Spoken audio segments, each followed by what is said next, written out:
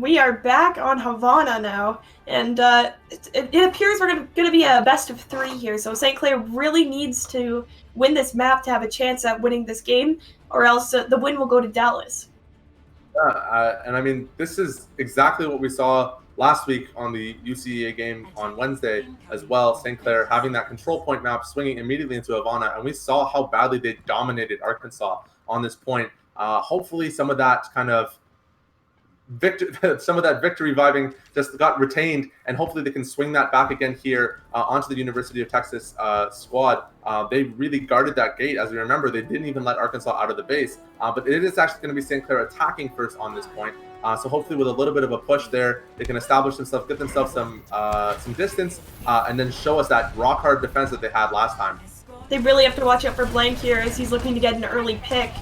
Last game, Blank was kind of the turning point, the win condition, and if they don't watch out for him, then they can fall apart. Yeah, these Sombra hacks are really devastating, especially to some of these big diving shield reliant tanks like Winston and Zarya. It's a lot to lose your abilities on these champions because these heroes don't do a lot of damage, right? Yeah. And when you lose your abilities, you kind of lose a lot of your value. So we actually do see here Kotero taking out Wada on the side and pushing back, and it looks like Texas is kind of employing the St. Clair tactic on St. Clair, not really letting them out of the spawn, actually chasing Apostle all the way back home, right up the top. Apostle trying to climb up the wall, but he can't get out of the way, and he is going to go down here. And University of Texas holding right on the payload.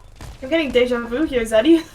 Yeah, it's crazy. It's deja vu, but not the way you want to see it. Yeah. It's going the other way.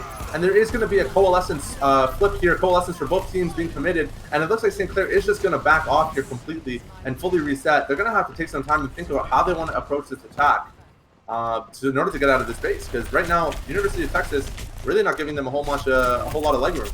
I'm out of here. They really have to be careful when both their tanks are down in that situation, so I don't blame them for backing up. But they are running out of time.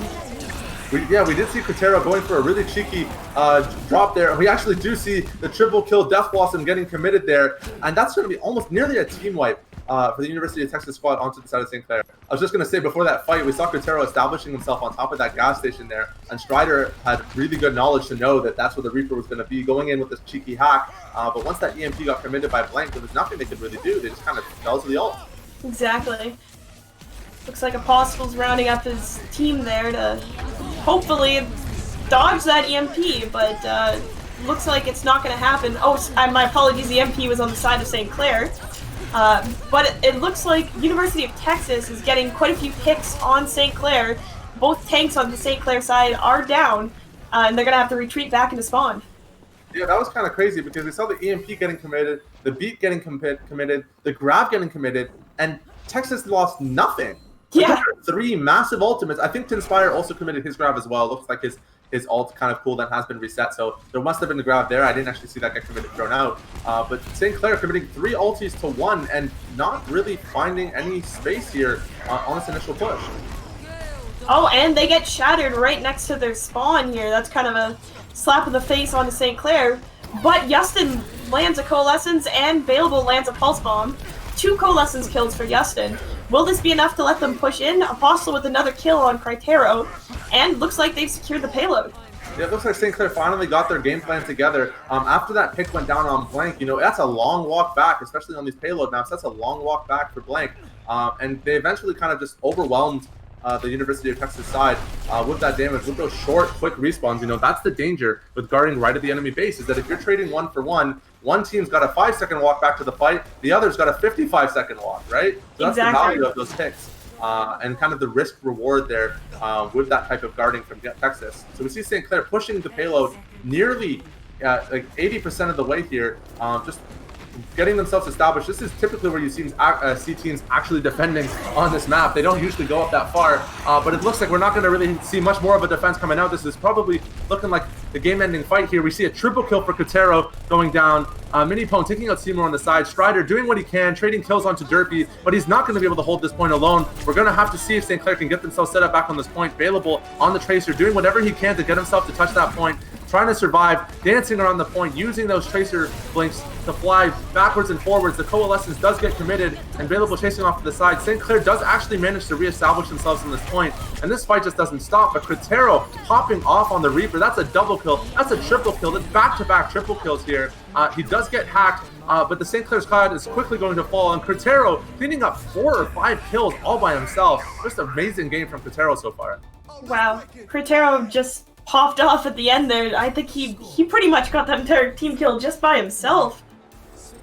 Yeah, and I mean, we've seen that every single fight. We see these big Reaper plays. This Reaper is obviously very dominant into these tanks, right? And with St. Clair kind of being like their typical attack plan really revolves around their tank line. Seymour and Prince Wada kind of leading the team's charge here. And once those tanks go down, it's really hard for the St. Clair squad to kind of like reestablish themselves on these points. And that Reaper coming in from the front, that's a really scary counter pick.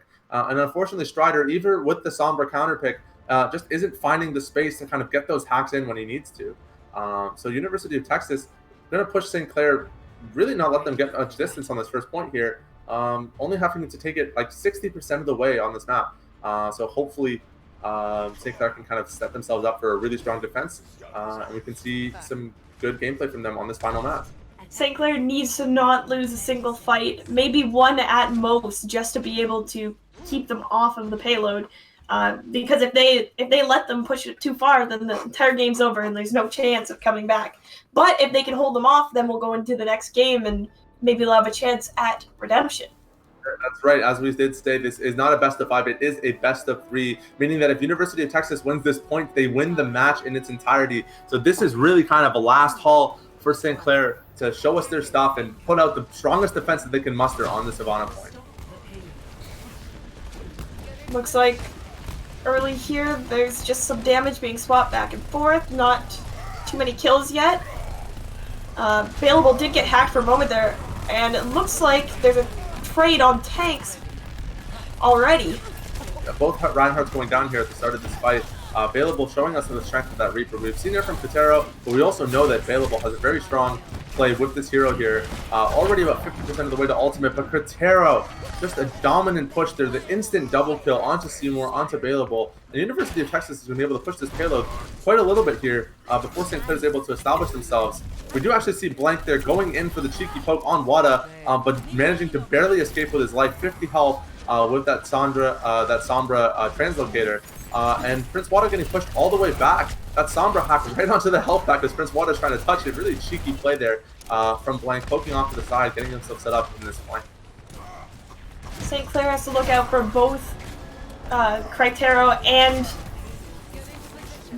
Blank. Sorry, my mind went blank just watching this fight. That's right. Blank makes you go blank, and exactly. We don't have time for our minds to go blank here. This fight is going crazy. Justin with the Coalescence there, and unfortunately, we don't even get to see much of a fight at all. Get that Graviton Surge getting committed, holding St. Clair off the point, and University of Texas is gonna just dominate on this point here. Looks like they won the whole game just so fast. 2 games now where, like, honestly, the wins have baffled me. Yeah. It's like these little spaces where St. Clair just like a quarter of an inch away from the point, and they just can't get their foot to touch, and the point just moves an inch or goes up a percentage, and the game's just over. And Critero just with the amazing kills here, he's just insane. As you could see in that play, he just kill after kill after kill, and St. Clair didn't have time to breathe or even realize what was happening. Of course, it's always a team effort, but sometimes you do really see MVPs kind of show up in these games, and Critero definitely claiming that spot in this match, doing an incredible job on Reaper there. A triple kill nearly every fight. That Death Blossom was like never on cooldown. It was up every time he needed it, and really good synergy between him and Blank to have that EMP setting up for the Death Blossom for those quick and easy kills. I'm not going to lie, I'm shocked from how these games have ended. That Oasis point like blew my mind. Like they were like a step away from holding on to that game, and it just didn't happen. Exactly. Where did the game go? This entire game today was exactly like that. Just as you'd think, St. Clair has it, all of a sudden, everybody was killed in an instant. Like you blink and you'll miss it. For real, your mind goes blank. Yeah, exactly.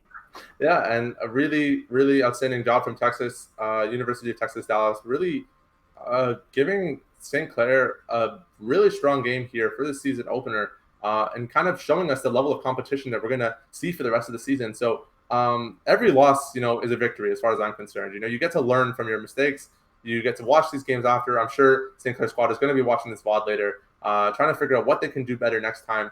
We know they're great players. We've seen them play amazingly well in previous matches. So this shouldn't weigh too heavily on them. We'll know they'll take this as a learning experience, and the next one is going to be that much better. Exactly. And it looks like we are going to take a quick look at the upcoming schedule here for the Saints Gaming varsity teams. So Thursday, tomorrow actually, NACE Overwatch. So moving from UCEA to the NACE League, it's going to be another Overwatch game against Kettering University. Then on Friday, the Collegiate Rainbow Six regular season. It's going to be another game for our R6 squad. On Saturday, a weekend game for the Rocket League team and Spirit Esports tournament. Followed by next week, going into Monday, the UCEA Rocket League season opener. On Tuesday, the Counter-Strike season opener. On Wednesday, another Overwatch game. And on Thursday, another Rocket League game.